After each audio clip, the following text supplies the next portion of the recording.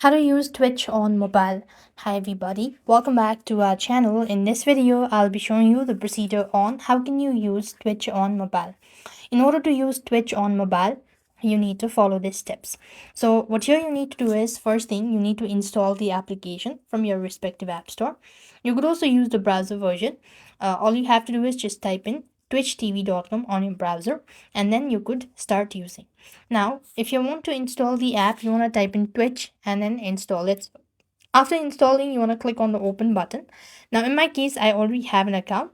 So if you don't have an account, then you want to click, or it's going to look something different. So I'm just going to quickly sign out of this account. So here, this is how it's going to look. So basically, you want to click on the sign up button to create an account.